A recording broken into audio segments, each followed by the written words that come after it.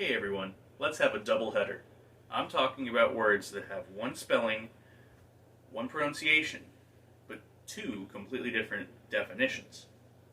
I've covered this before with words like orange and coast, but I really want to focus on them because I think that they're a weird linguistic phenomenon. Let's start with the word box. Box used to refer specifically to wooden boxes, and that's named after the box tree.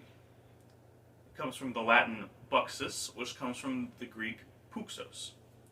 You see, boxwood has a very fine grain, it's very dense wood, and it's very abundant wood. So it's really easy to make things out of, and it's especially great for making boxes out of, I guess. So they decided to call boxes that after the name of the wood. The name of the sport, however, is a little bit less known. There's a few ideas of where it could have come from. One being that when you make a fist, your fist is the shape of a box. It's square. It could be an onomatopoeia, I guess. The one that I think is most credible, though, is a Germanic connection.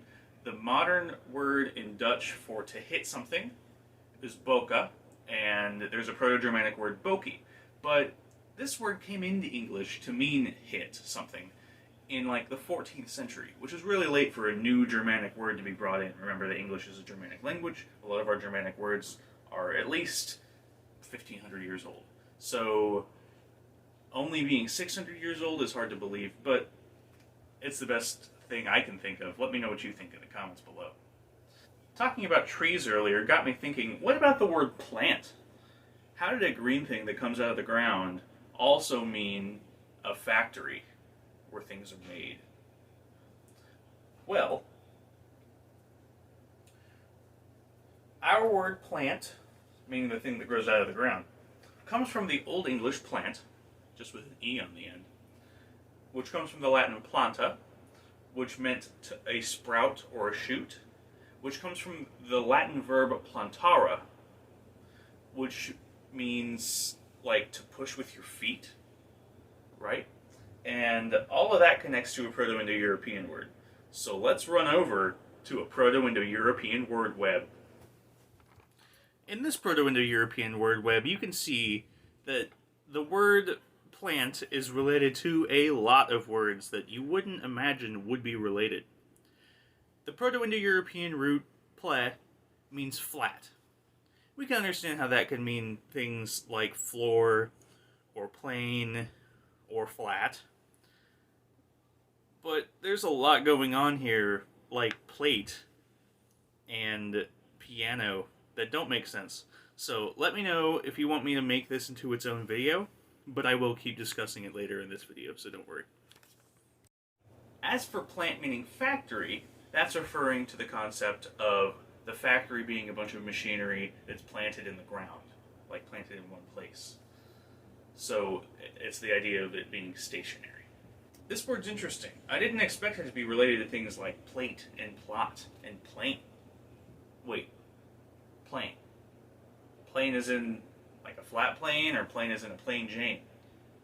Or plane is in it's a bird, it's a plane, or plane is in the wood carving tool? Is plane a double header? We can see how plane, meaning a flat plane, can be related to something that's like spread from that Proto-Indo-European root. But a plain Jane, that's a weird thing, right? How did it come to mean ordinary? Well, something that's flat became something that's clear to see, which became something simple, which became something ordinary, which became something boring. It's like the meaning of the adjective soured as time passed. I think that's pretty cool.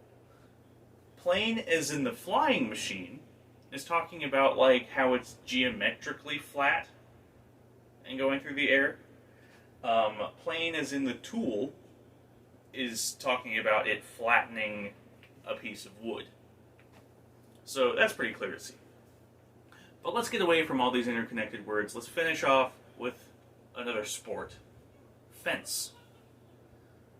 Is it the thing in your backyard that protects you, or is it on guard? Well, both come from the word defense. Both of them come from French, and they're both related to the word defense.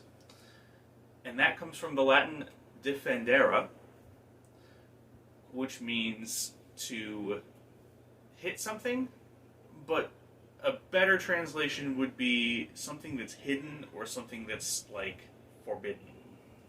You can see how, like, defense, like, it's something that's defending your home, like a wall, or defense, like you're defending yourself. I think it's interesting that words have maintained the same spelling and even the same pronunciation and come from the same root, but come to mean so many different things. I think that's interesting, and that linguistics it's a beast with a mind of its own. Kind of like sequelicot. If you see sequelicot, make sure to let me know in the comments below.